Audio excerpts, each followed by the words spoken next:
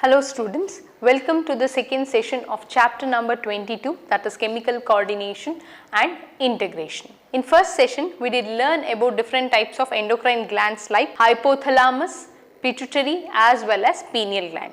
In today's session, we will be continuing the same thing and we will study now here about thyroid glands. Thyroid is a type of endocrine gland. If you see the trachea, thyroid is present on the either sides, that is in the neck region, thyroid is present on the either sides of the trachea, which is connected with the help of a connective tissue, and this is called isthmus. It is termed isthmus. When it comes to thyroid glands, they contain two different types of cells which are called follicle and stromal. Follicle cells and stromal cells are type of cells which the thyroid gland is made up of. So when it comes to follicle and stromal cells, here the follicle cells, it produces two different types of hormone which is called thyroxine, or it is also termed tetraiodothyronine or T4, and one more follicular hormone will be triiodothyronine and T3. These two hormones, to be secreted in normal amount, the basic component required is iodine. If iodine is in good amount, then these two hormones, that is the follicular thyroid hormone produced also will be under normal condition. When the secretion of iodine is less in amount, then the two hormones or production of these two hormones will be affected, which leads to a disease where there will be enlargement in the neck region, which is termed goiter. So goiter is a disease which is caused due to the reduction in the iodine content, which leads to indirectly lesser secretion of this follicular hormones, that is thyroxine, tetraiodothyronine or T4, whereas triiodothyronine are T3. When there is lesser secretion of iodine, these two hormones are produced in lesser amount, that is what is termed hypothyroidism.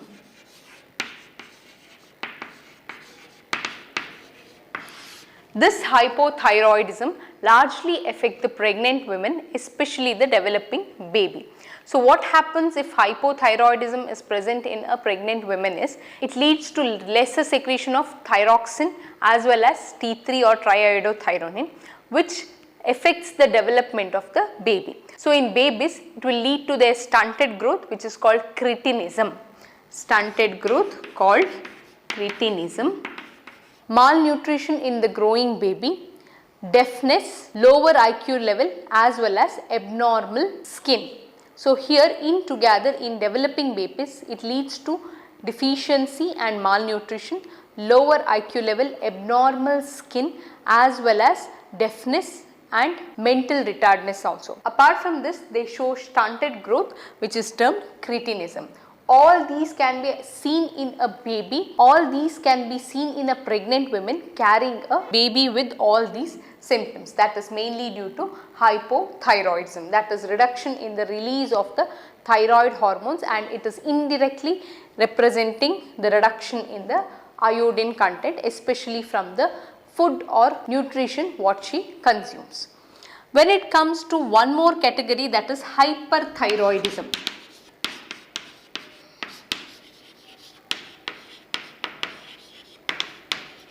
This hyperthyroidism is caused mainly due to increase in the level of thyroid hormones, that is due to especially cancer cells. When there is cancer in the thyroid gland, the number of thyroid cells will automatically increase.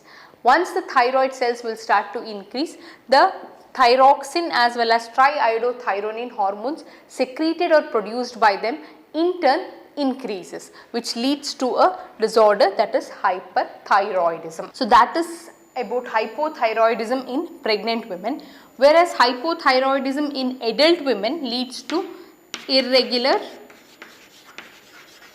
menstrual cycle. So, in hypothyroidism in adult women leads to irregular menstrual cycle. One more type, when the thyroid hormones are produced in larger quantity, it leads to hyperthyroidism.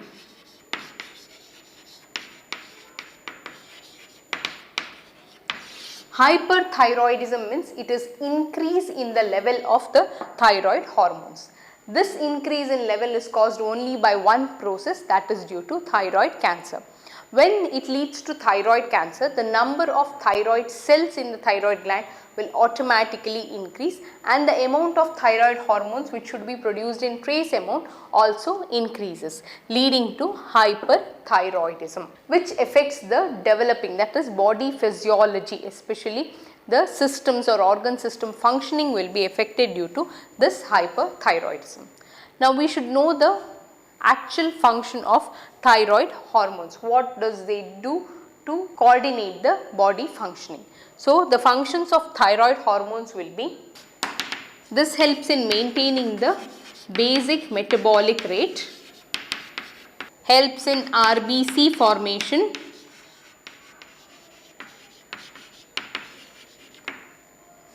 next it helps in metabolism of carbohydrate, proteins and fat. They help in maintaining the water as well as the electrolyte balance. So, these are the functions of the thyroid hormones. They maintain the metabolic rate, they help in RBC formation, they help in metabolism of carbohydrates, proteins as well as fat. They maintain the balance of water and electrolyte. So, apart from these two hormones, there is one more protein hormone which is called thyrocalcitonin, which helps in maintaining the calcium level, or it helps in reabsorption of calcium from the kidney. It helps in maintaining the calcium level, that is it regulates the calcium level in the body. So, that is about the thyroid gland. Once again, to revise, a thyroid gland is present on either sides of the trachea, which is connected with the help of a connective tissue called isthmus. This thyroid gland has two different types of cells, that is follicular cells and stromal cells, where follicular cells produces two different types of hormones called thyroxine, tetraiodothyronin or T4, and one more hormone is triiodothyronin or T3. These two hormones are controlled or regulated based on the amount of iodine which is present in the body. If the iodine is present more than required, it leads to hyperthyroidism, and when present in lesser amount leads to hypothyroidism. This hypothyroidism affects the pregnant women, especially the baby she is carrying, in its growth and development. It leads to the stunted growth, reduced metabolic activity, abnormal skin, deafness, lower IQ level, etc. Whereas in matured women, it leads to irregular menstrual cycle. A 28-day menstrual cycle will be altered normally due to the reduction in the thyroid hormones. Next one, when it comes to hyperthyroidism, it is caused especially due to cancer in the thyroid gland, where there is excess secretion of the thyroid hormones. The normal function of this thyroid hormones will be, it maintains the metabolic rate, helps in formation of RBCs, it helps in metabolism of carbohydrates, proteins and fats, and also maintains the water and electrolyte balance in the body. Apart from these two hormones, that is follicular hormones, there is one more protein hormone which is termed thyrocalcitonin, that can also be called in a short form TCT. This thyrocalcitonin hormone which helps in regulating the calcium level in the body. So, that is about thyroid gland. Next is parathyroid gland. This parathyroid hormone, these are present in two lobes. While drawing the thyroid hormone, I had written that these are present on either sides of the trachea. Whereas parathyroid, these are present in 2 lobes which are present. In together there are 4 lobes for parathyroid. 2 lobes are present near each of the thyroid glands. So this parathyroid gland are present in 4 lobes. 2 lobes are present on either sides. That is, they are present near the thyroid glands. This parathyroid gland secretes a peptide hormone which is called parathyroid hormone, which is also called PTH. So parathyroid gland secretes a peptide hormone called parathyroid hormone. So the main reason or main function of this particular hormone, it is maintenance of the calcium level in the blood. So the function of parathyroid hormone will be, it regulates the calcium level,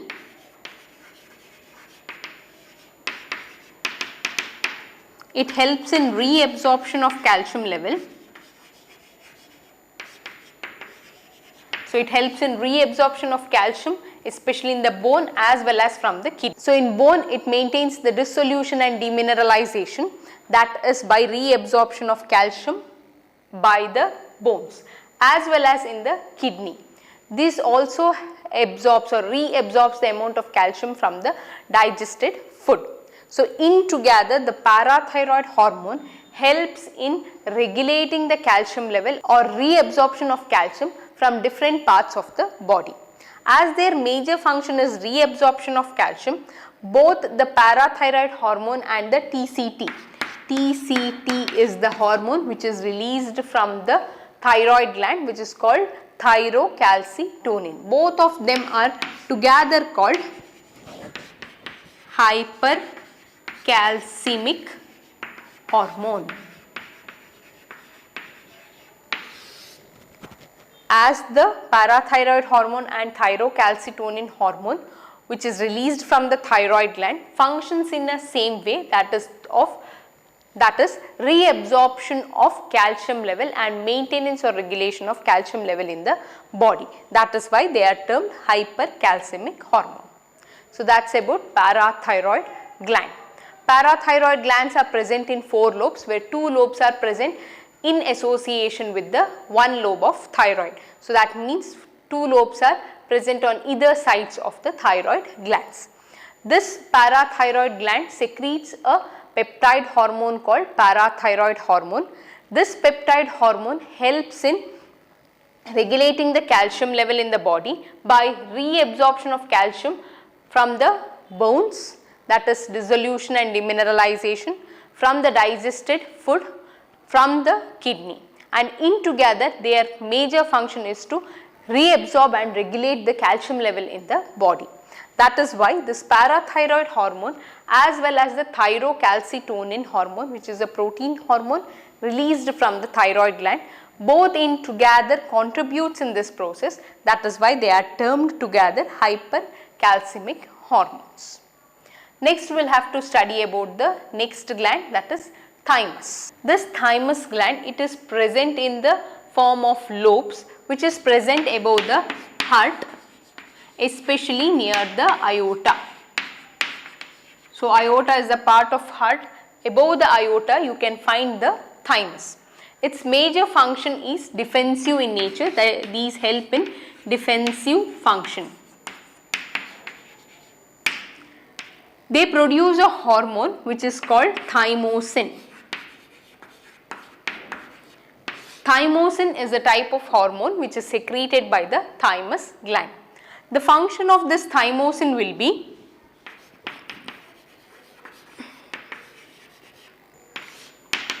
they help in production of T lymphocytes for cell mediated immunity.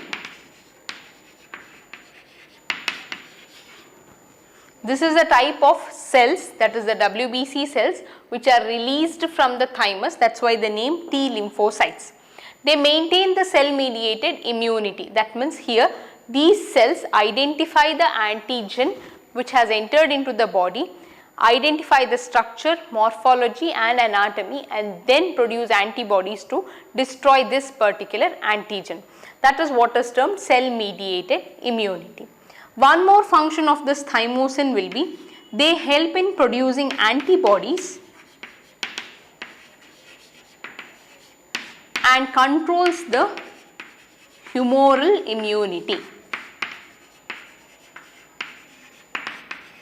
Humoral immunity is a type of immunity where the immune cells, that means once an antigen enters into the body, the immune cells will simply produce antibodies to destroy them.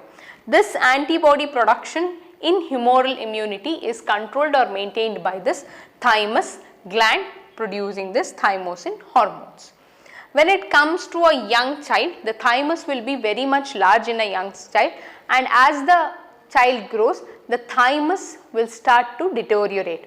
In old or weak people, the thymus glands will start to reduce and there will be no or lesser thymosin secreted.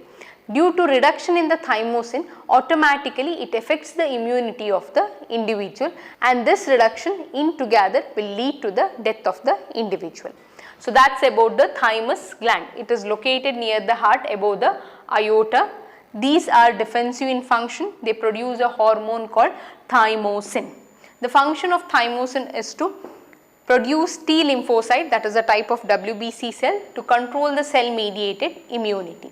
Apart from this one, they also produce antibodies which maintains the humoral immunity. And this thymus glands which are present above the heart will be larger in size in younger people compared to older people. As the individual gets older, the size of the thymus will start to reduce and the thymus gland starts to deteriorate. Automatically the release of thymosin hormones also will be reduced, and it affects the defense mechanism, or it affects the immunity of the body. So that's about thymus. Next gland will be adrenal gland. Adrenal gland. These adrenal glands are present in the form of lobes above the pair of kidney. So pair individual kidney will be having one lobe of adrenal gland, the other one will be having one more lobe of adrenal gland. So this adrenal gland, it is present in the abdominal layer where the kidneys are present. Adrenal gland, it is mainly made up of two different types of cells, where centrally it is made up of medulla and outer region it is made up of cortex. The adrenal medulla, it produces two different types of hormones called epinephrine or adrenaline, and one more hormone will be norepinephrine and noradrenaline. So these two are the hormones which are produced from the adrenal medulla, which are commonly or togetherly called catecholamines. These catecholamines are also termed hormones of fight or flight or emergency hormones, because these hormones are released when the body or the individual is having a sudden change in the emotion. That is, for example, happy, scared, fear, disturbed, distracted.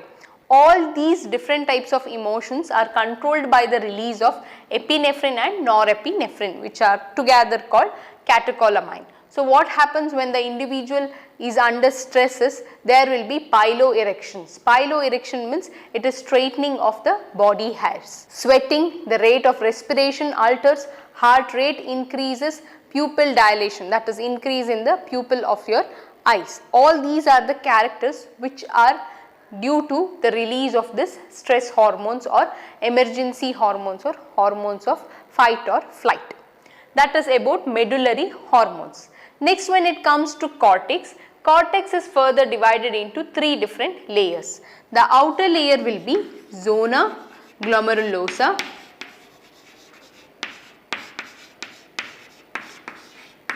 the middle layer will be zona fasciculata,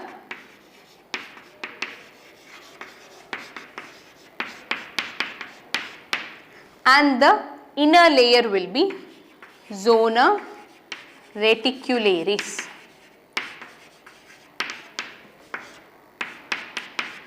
So a cortex of the adrenal gland, it is made up of 3 different layers, which includes the zona glomerulosa to be the outermost layer, zona fasciculata to be the middle layer, and zona reticularis to be the inner layer. So this adrenal cortex involves or produce a particular type of hormones which are called corticoids.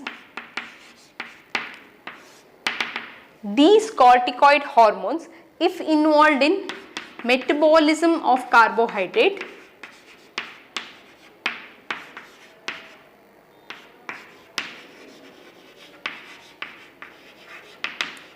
which are called glucocorticoids. Example will be cortisol. And when it comes to if the corticoids are involved in metabolism of minerals, then it is termed mineralocorticoid.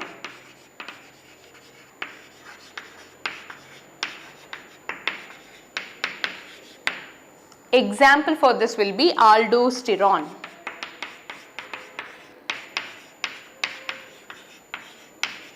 This glucocorticoid, it helps in a process called gluconeogenesis or proteolysis, that is breakdown of proteins, or lipolysis, that is breakdown of lipids. Apart from all these things, these inhibits the cellular uptake and utilization of amino acids. So glucocorticoids, they undergo a process of gluconeogenesis to reduce or break down the glucose, proteolysis to break the proteins, lipolysis to break the lipids, and also inhibits the cellular intake and utilization of amino acids. We will have to study about the function of cortisol as well as aldosterone. So when it comes to cortisol, it maintains the heart and kidney functioning,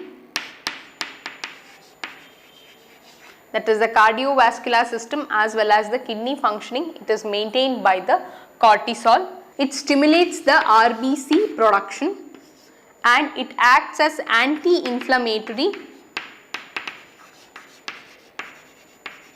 It shows anti-inflammatory function in order to suppress the immune system. These are the function of cortisol, and one more is aldosterone function.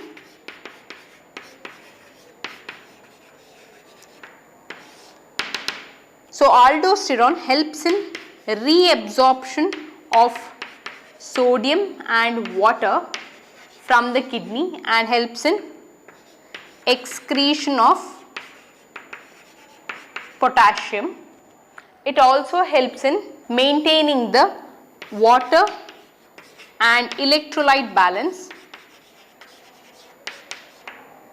It maintains the osmotic and blood pressure. These are the functions of aldosterone. Once again, to discuss, cortisol functions in maintaining the cardiovascular system and kidney functioning. It helps or stimulates the RBC production. It also acts as anti-inflammatory function of the immune system.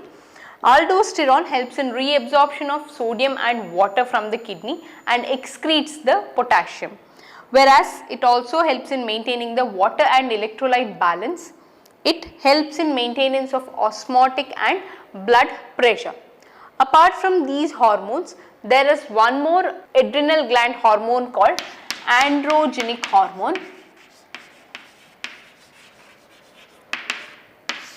This androgenic hormone, it is released during puberty in case of males and females, which helps in maintaining or develops the secondary sexual character like pubic hairs, beard, moustache in case of males, and facial hairs. So that is about the adrenal gland. Once again, to discuss, adrenal gland are present in the form of lobes above the kidney. So they occupy the abdomen part of the body. These are divided into two different regions, where the inner region is called medulla, outer is called cortex. Medulla produces two different types of hormones which are in together called catecholamines, emergency hormones, stress hormones or hormones of flight and fight. These hormones will be epinephrine or adrenaline, and one more hormone will be norepinephrine or noradrenaline. These, when released during sudden emotional change, it leads to piloerections, it leads to pupillation, that is pupil dilation, heart rate changes, the respiratory rate changes, as well as sweating can be seen. So, these catecholamines also help in breakdown of glucose or carbohydrates, proteins as well as fat, and maintains the blood glucose level. Apart from the medullary hormone, in the cortex, these layers, or it contains three different layers, that is zona glomerulosa, outer layer, middle zona fasciculata and the inner zona reticularis. So, these layers or these different layers of the cortex produces hormones called corticoids. These corticoids, based on their function, vary, where if they are involved in metabolism of carbohydrates, these are termed glucocorticoids. An example for that is cortisol. When it comes to the function of cortisol, it maintains the heart and kidney functioning, it helps in stimulating the RBC and also acts as anti-inflammatory in immune system functioning. Next one, if the corticoids are involved in metabolism of minerals, then they are termed mineralocorticoids. Example will be aldosterone. This aldosterone helps in reabsorption of sodium and water from the kidney and excretion of potassium. It helps in maintaining the water and electrolyte balance. It also leads to the maintenance of osmotic balance and blood pressure. Apart from all these hormones, there is one more hormone which is called androgenic hormone. This is released during puberty, which is necessary for the development of the hairs like pubic hair, facial hair in case of males, especially for beard and moustache.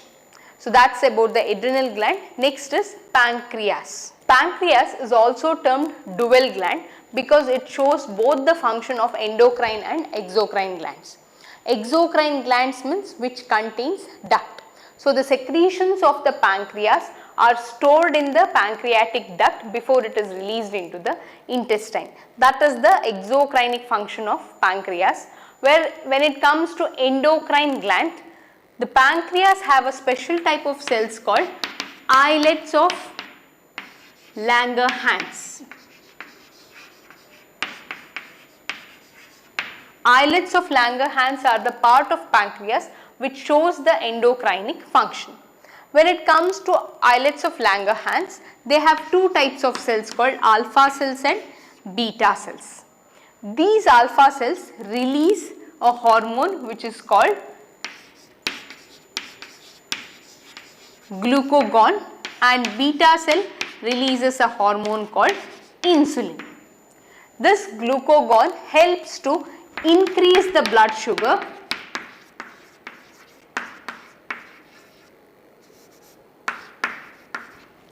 whereas insulin helps to reduce the blood sugar. When it comes to increasing or reduction in the blood sugar, the glucagon is released when the body have lesser amount of glucose. So, whatever we consume, that will be converted into glucose, and this glucose will be immediately used. The excess of glucose what is produced in the body will be converted into glycogen and will be stored in the liver. So, whenever there is a drop in the blood sugar level, the glucagons are released from the islets of Langerhans alpha cell. They reach the liver so that there is release of this glucose. Once the glucose is released into the blood, automatically from the reduced level, they come back to normal. If at all they are not controlled, then it might lead to a abnormal disease called diabetes. But when it comes to maintaining of this glucose level in the body, that is done by the beta cells of islets of Langerhans, which releases insulin. So, whenever there is excess of glucose in the body, what happens is the insulin promotes the conversion of glucose into glycogen, and which gets stored back in the liver. That is how they maintain the blood sugar level in the body. Glucagon increases the blood sugar level, insulin inhibits the blood sugar level. As glucagon increases the blood sugar level, it is also called hyperglycemic hormone. This helps in increasing the blood sugar. That's about the pancreas. Pancreatic gland, it is again present in the abdominal region, which is also called dual gland because they show both the function of exocrine gland and endocrine gland. Exocrinic function is the secretion of the pancreas, that is what we commonly call pancreatic juice. It gets stored in the pancreatic duct before it is released into the intestine. Whereas endocrinic function, it is carried by special cells called islets of Langerhans, which is present in millions in pancreas. When it comes to islets of Langerhans, this islets of Langerhans releases or have two different types of cells called alpha cell and beta cell. Where alpha cell produces a hormone called glucagon, this is also called hyperglycemic hormone.